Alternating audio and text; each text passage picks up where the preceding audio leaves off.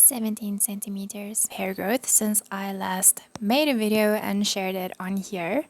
There are a few of you guys who have asked me about my YouTube channel and why I've been so quiet. So this video is specifically for you guys. Jade. This video is going to be about how I self-published my children's book. Let's get into today's video. Like and subscribe if you haven't yet, and share this video with a friend if you think it's something that they'll enjoy watching. My children's book started at the conception of the main character. She was born during the Folktale Week art challenge on Instagram. I really liked the idea of having a ugly princess be the main feature of a book.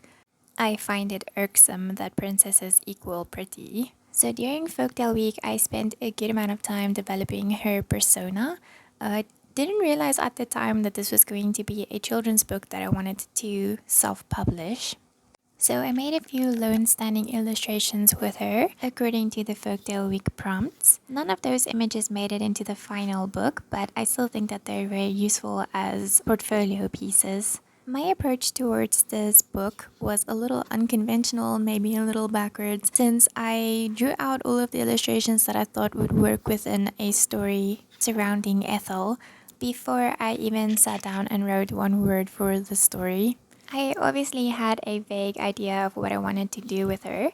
Not all of the images that I painted before writing the story made it into the final book, but I think I literally left out one. So in general, this worked for me. I don't think this is for everyone. I'll probably try something else next time, maybe write out the whole story or at least plot it before I sit down and illustrate. I enjoyed this process so much and it helped me through the writing process since I am primarily an illustrator.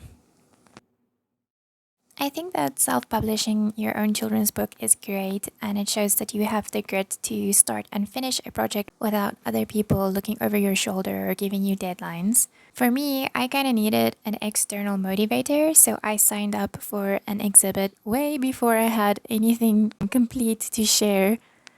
This document that you guys see in front of you is inspired by the Centered Life Co.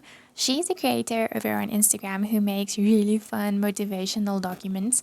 She's got a document full of little blobs that you have to color in for daily habit tracking. So that's basically where I got the inspiration for this document. I had to color in every single day I managed to complete a task, and that was surprisingly motivating. I would definitely recommend you gamify your process like this. I did use Canva to compile my document. I would definitely not recommend this. I have since then acquired software that I am definitely going to be using instead of Canva. It just can't do all the bleeds and the margins and everything you need for proper printing. So my printers actually had to help me out with fixing the document at the end of the day. They were super cool and I'll definitely recommend them to you guys if you want to self-publish and you're in South Africa. They are called the Mediaverse, and it was such a pleasant experience working with them. I'll definitely be printing with them again in the future, so if that's something that you're interested in, go check them out. I chose to have an ISBN made for my book. I felt like that would give it more credibility than just having them published through a printer. So I followed the process by connecting with the person responsible for issuing them from the National Library of South Africa. You guys can see the information on the screen here.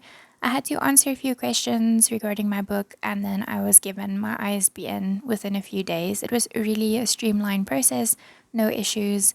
The only caveat regarding this, since the ISBN is for free, you have to send a few copies of your books to designated libraries in South Africa. The amount of books you are required to essentially donate to the libraries is dependent on the amount of copies that you've made of your book. And here we have my final children's book in hard copy form. It was so great getting that box in the mail and opening it up and finding your little stack of books inside. I'm super happy with the overall quality, and I'm really grateful to everyone who has bought books from me. If you're still interested in getting one, I do have a handful left, so feel free to contact me to place your order. And if you're someone who is looking to make your own children's book, but you may not be an illustrator, feel free to contact me. I'm almost always open for new jobs. All my details will be in the description if you need it. Topping this whole self-publishing experience off by being exhibited at Open Windows in Johannesburg was really one of the highlights. It was great to watch other people go through my book and stare at my pictures. So I would definitely recommend you guys do something like this, something public to make it feel more real. If you've made it this far in the video, please comment with a book emoji, and I'll see you guys again in the next one. Okay, bye!